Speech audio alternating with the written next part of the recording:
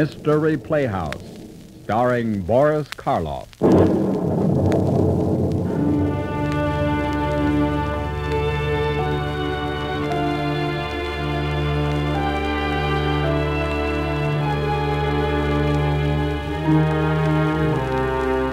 The American Broadcasting Company presents another program in its dramatic series in which you hear Boris Karloff transcribed each week in the leading role. Mystery Playhouse is, in a sense, a radio anthology of strange, exciting, and bizarre tales. Tales of a kind the world has enjoyed since time began. Tonight, Boris Karloff will tell us a story of a man and wife who suspect each other of being a criminal. It is called The Night Reveals, and Boris Karloff will play the role of Harry Jordan.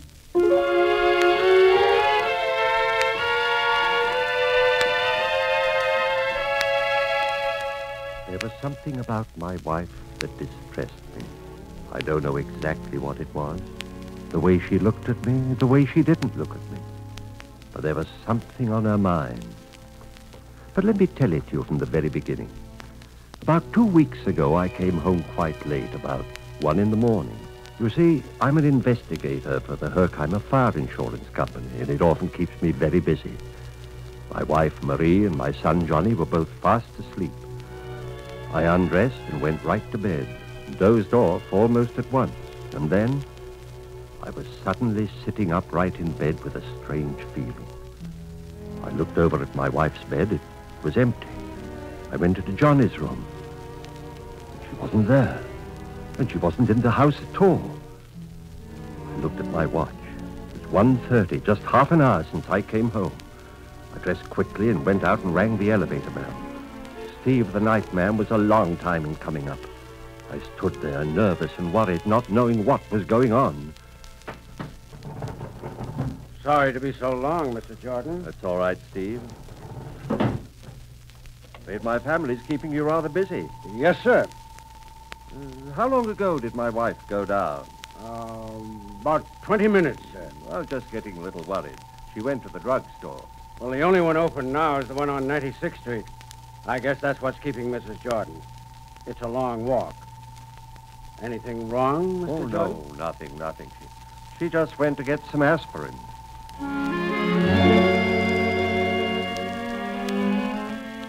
Of course, that's what it was. She had gone to the drugstore. I was just making a fool of myself. I walked slowly towards 96th Street, and when I reached the corner, I looked down the avenue, but there was no one in sight. I turned and began to walk slowly back to the house when I heard footsteps behind me. I turned around. It was Marie.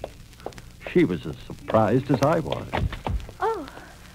Oh, Harry. I was getting worried about you when I saw you weren't in bed. Well, I woke with a dreadful headache. There wasn't any aspirin, so I went to the drugstore. But I just bought a large bottle only a couple of days ago. You did? I didn't know. Anyway, you shouldn't worry about me, dear. I was only gone about 5 minutes. 5? That's all it took me. You were coming from 101st Street. There's no drugstore there. Oh, you're wrong, dear. I came from the other direction. Oh, I guess I was mistaken. Where's the aspirin you just bought? Why, in my bag.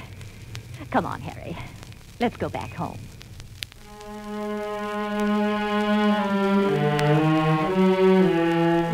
We went home, went right to bed, but I couldn't sleep, and I knew she wasn't sleeping either.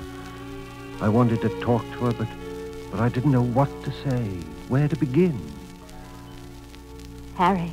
Yes? Why aren't you asleep? Oh, I don't know, just not sleepy. I don't seem to be able to Harry, drop off. There's a fire somewhere. Don't you hear the engines? Why, they're going north. That's around my district, 115th Street. Yes. Well, let's see if we can try and get some sleep. Good night, dear. Good night.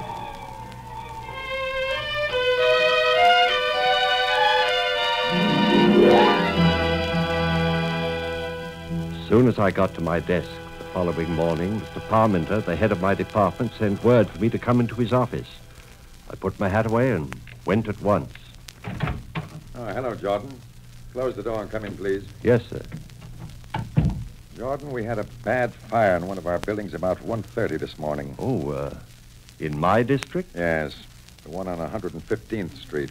The tenement house. Yes. Anyone hurt? Fortunately, no. If it weren't for the new fire escapes put in last month, this would have been one of the worst tragedies in the city. You know how it started? And I was there last night. I think it started in the hallway. I'm not sure. Arson? And I don't know. I'd like you to take a look. The building was heavily insured. Our company is in deep. I'm ready to go right now, Mr. Barber. Good. You'll get your hat and we'll leave at once.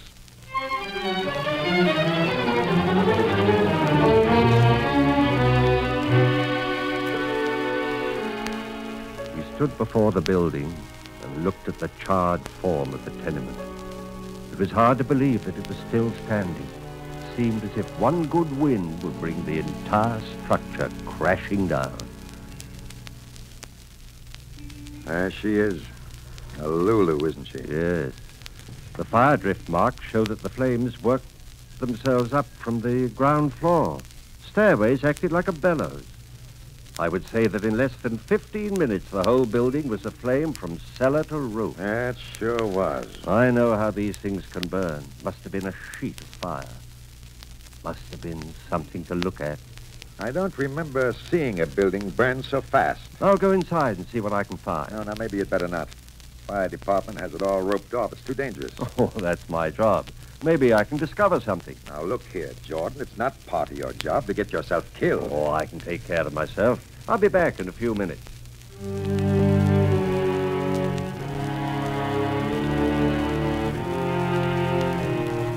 I held my breath. My heart hammered away at my ribs as I walked carefully into what was once a hallway.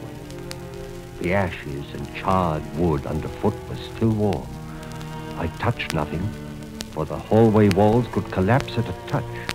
It was hard to believe that this black hole in which I stood was once a hallway where people came and went. I reached the spot where the stairway once had been. Just a blackened metal railing came down from where the first floor had been. There'd been baby carriages here.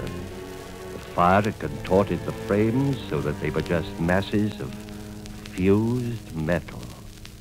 Jordan. Jordan. I'm all right, Mr. Parmenter. Don't be a fool, Jordan. I'll be out in a minute.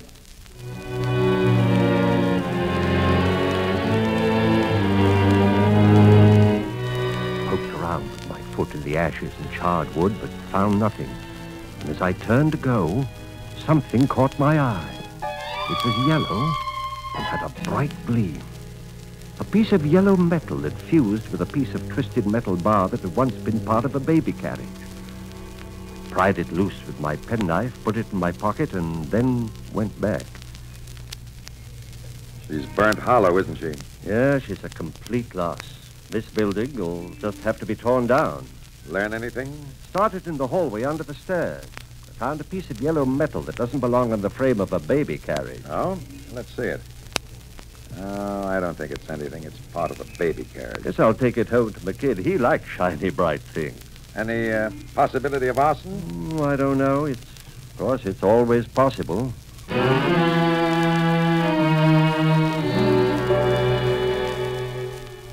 On my way home, I fingered the yellow, shiny piece of metal. Ran my fingernail across it, and it left a mark. So it wasn't steel. I knew what it was. Gold.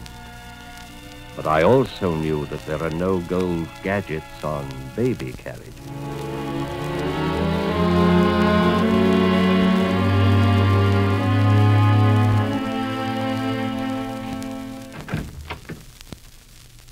Harry, is anything the matter? No, why do you ask? Oh, your clothes, they're all full of ashes. Well, I got myself filthy looking over that building on 115th Street. Daddy.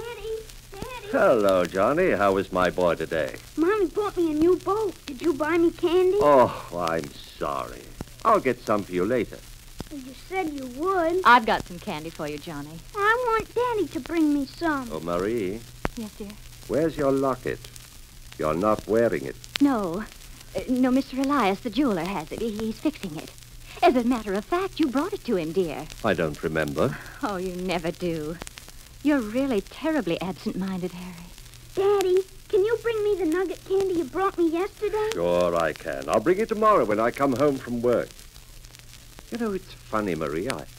I really can't remember anything about the locket or going to the jeweler's. Well, then, if you didn't take it down to old Mr. Elias, it must still be in your suit. Which suit? Well, I don't know what suit.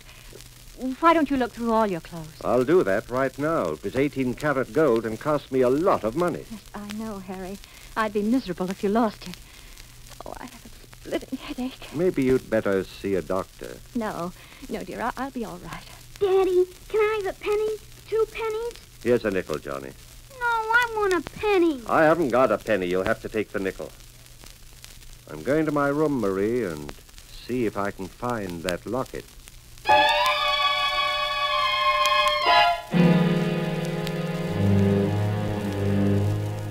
I went to my room and locked the door.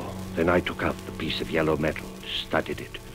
It might have been round before the fire had distorted it. I examined it closely under the light. It seemed to have a seam of sorts. Took out the penknife, tried to insert it at the seam, but it wouldn't give. Then I forced the blade into a small crack. I tried to force it open, but it wouldn't give. I kept trying, and suddenly it gave and came apart. The inside of it was filled with tiny particles of shattered glass, and then I saw that it contained a scorched photograph. It was a picture of my son. This glob of yellow metal was my wife's locket.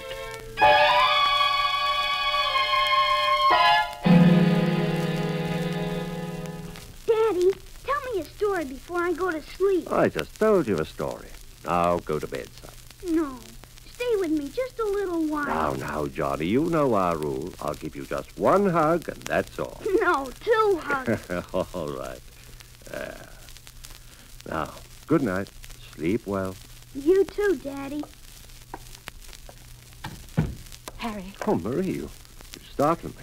I thought I heard Johnny cry. Just put him to bed. Go into the living room. I'd like to talk to you.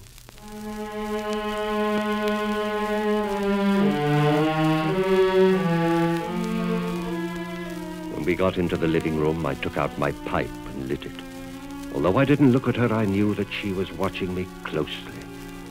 And when I suddenly turned round and faced her squarely, I saw the anguish in her darting, bird-like eyes. If there's something troubling you, Marie, I wish you'd tell me. There's nothing troubling me. If you're not feeling well, maybe you should see a doctor. No, dear, I'm feeling fine. It's just one of those headaches. It's going away. Harry, I read about the fire on 115th Street in this afternoon's paper. Well, was it as bad as they said? Completely burned out, except for the brick walls. Burned like dry newspapers. It's one of those buildings in which the stairway is in the middle of the house, and if the fire is started right at the bottom of the stairs, it becomes a natural bellows.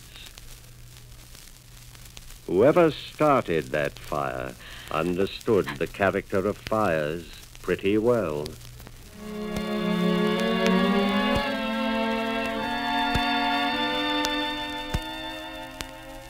She watched me with eyes now still, bright and tense. She listened to me with her whole body, leaned towards me as I spoke of the fire, her fingers stiff and still upon the table. Marie, there's another building just like that, just round the corner. The red brick building with the turreted roof. You know the one I'm talking about? Yes.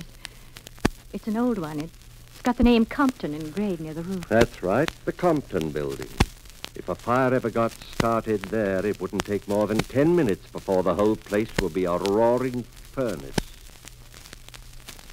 Oh, my pipe's gone out. Hand me the lighter, Marie. I'll light it for you, dear. Thanks. I'd rather light it myself. Let No fluid in it. Oh. What's happened to the matches in this drawer? I always keep it filled. I have a match. Did you take the matches out of the drawer? I needed them for the gas range. All of them? There was a whole carton of matches. I just took the carton. Give me the rest of the matches. Here, Let let- me. No, I'll light it myself.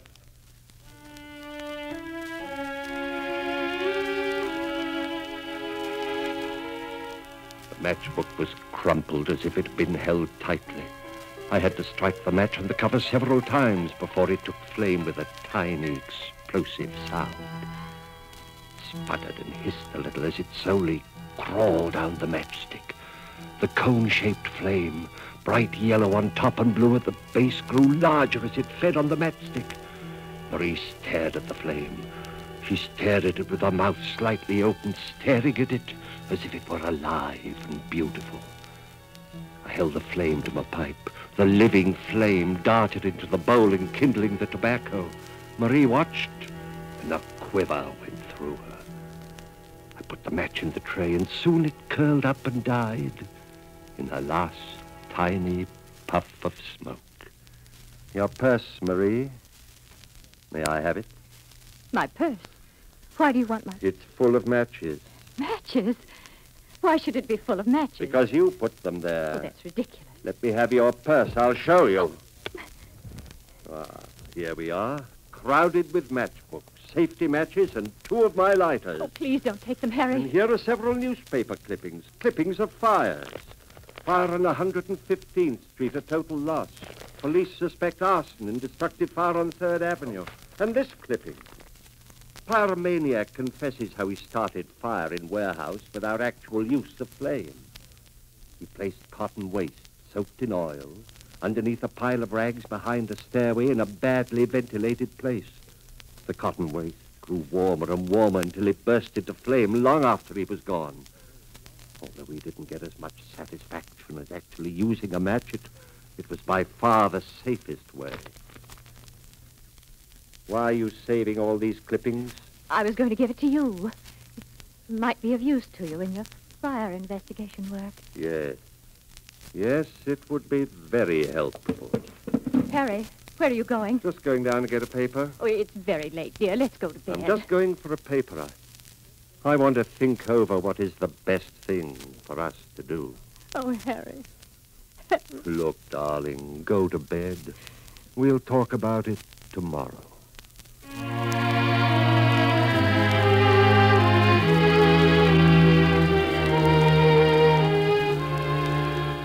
When I returned, she was still up, busying herself with chores around the house, but I was tired and went to bed. I couldn't sleep and waited for Marie to come in. Finally, she did come in, but she was still dressed. She brought me a hot cup of cocoa. I brought you some cocoa, Harry. I don't want any. It'll make you fall asleep. Oh, I'll get by without it. Please, Harry, you need the sleep. All right. Leave it on the table. It doesn't taste very good when it's cold. I'll drink it right away. Good night, darling. Aren't you coming to bed? As soon as I finish sorting out Johnny's clothes. Sleep well. I didn't drink the cocoa because I was sure it had other ingredients in it besides the sugar and cream. I got out of bed, found an empty bottle on the dresser, poured the cocoa into it, and hid it under the bed. And I lay down again and waited. It must have been 20 minutes later when I heard the door open softly. Harry. Harry. I didn't answer or stir. She looked at me, looked at the empty cup, and then walked out as softly as she had come in.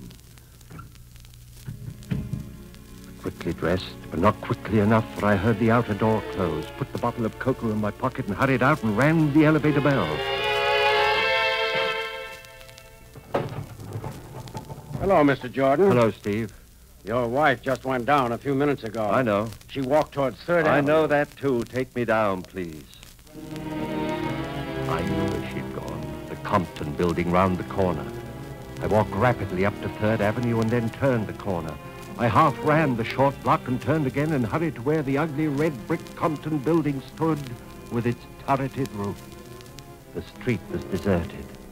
The bright, harsh light of the street lamps made the street even more lonely. I walked up to the building and peered in. Far down the hallway where the stairway began, a figure crouched near the floor. I knew very well who it was. I walked down the hallway. Who is it? It's me. Harry. Come on, Marie. Let's get out of here. I was only trying I to... know what you're trying to do. Let's go home. No, Come dear, on, Marie. Please, please don't protest anymore.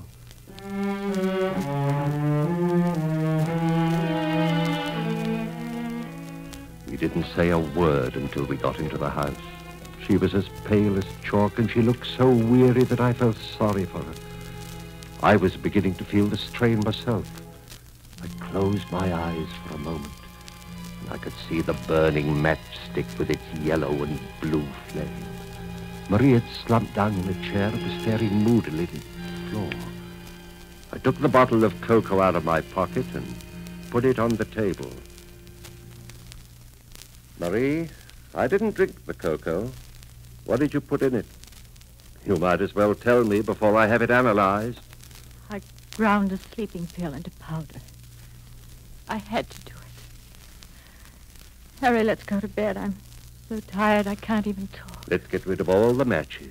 We'll burn them all. We can get a new start. I know we can. It's no good, Harry. It won't work. Of course it'll work, Marie, darling. We just must try. It's no use. Too late. It's never too late. I'm going to burn up every match in the house. Oh, no, Harry. I don't want you to do that. That's the best way to Oh, start. please, Harry, don't. Oh. See? We'll burn them all. We'll burn them all in the tray. Give me the rest of them. No, Harry. I won't give them to you. I won't. I won't.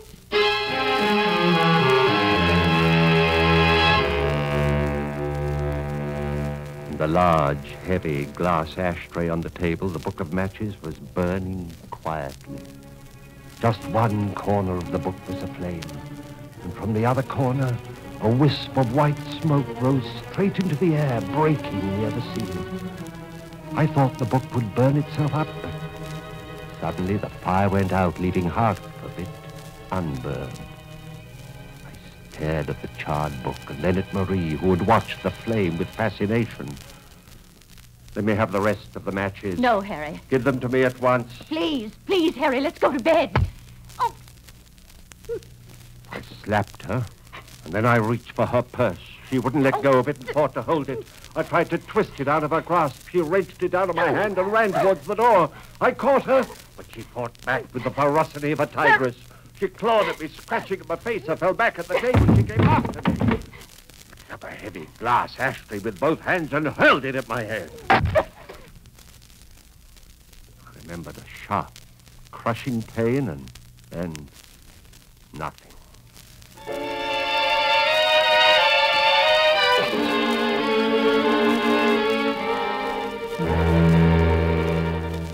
When I came to, I was alone. There was a heavy, pulsating pain in my head. At first, I couldn't remember where I was or what had happened. Slowly, it all came back. I felt my head sticky with blood, went to the bathroom, washed it, and suddenly it came to me. Johnny. Where was my boy, Johnny? I ran into his room, but he wasn't there. He wasn't in his bed. She had taken him and run away. I became panicky. Where would she run? There was only one place she could go. Her sister Martha. I had to follow her there. I didn't wait for the elevator, but ran down all the 6 flights. Her sister lived in a 4-flight walk-up, an old but remodeled building. I stood in the hallway and looked up the stairs. I knew this kind of building. If they ever caught fire, they just wrote them off the book.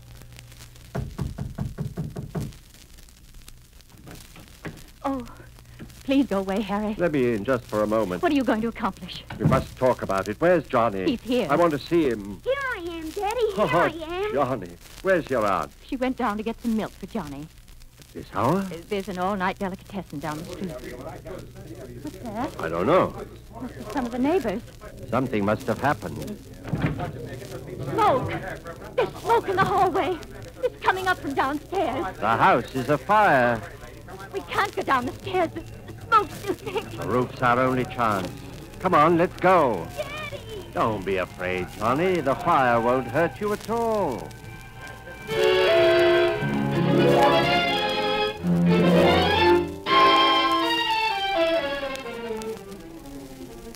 were on the roof, and I could see the flames pouring out of the windows below. One side of our building was an empty parking lot and the other an apartment house. There was a 15-foot space between us and the wall. The roof of the apartment house was 2 stories higher.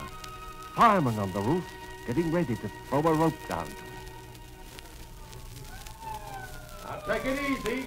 We'll get you all off. Now, Johnny, get hold of the rope and they'll pull you up just like a game. I won't go alone. I want you to go with me. Johnny, you're a big boy. Tie the rope around his middle. That's it. Now, Sonny, look up at me and we'll take you right up just like an elevator. No! No! Marie, you'd better go first. No, Johnny goes. You must go, Johnny. I'll come right up after you.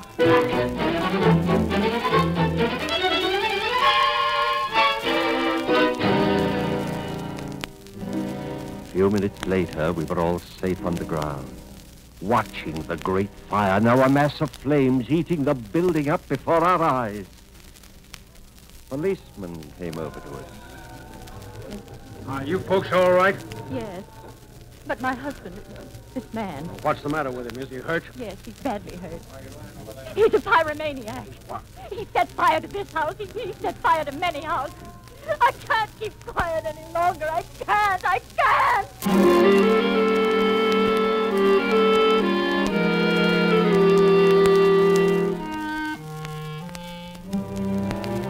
Poor Marie.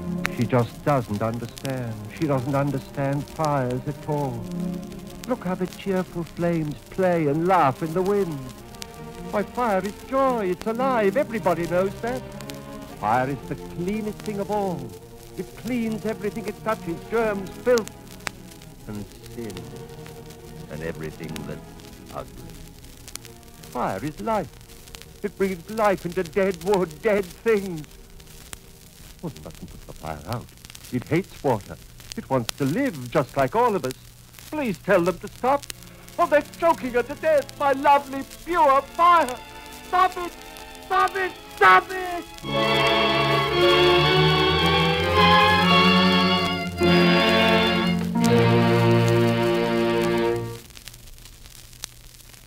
Mystery Playhouse, starring Boris Karloff.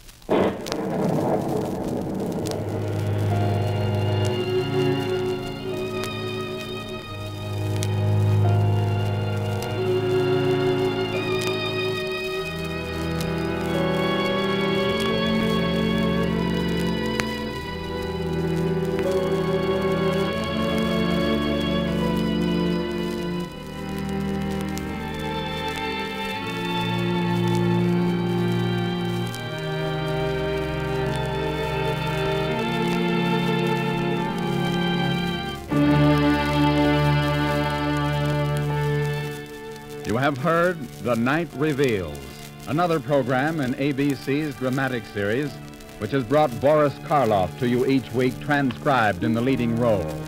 The program was directed by Clark Andrews. The orchestra was conducted by Bernard Green.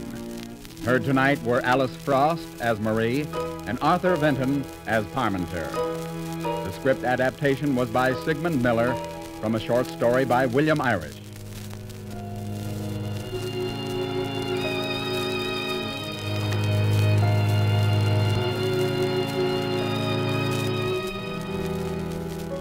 Gene Kirby speaking. This is ABC, the American Broadcasting Company.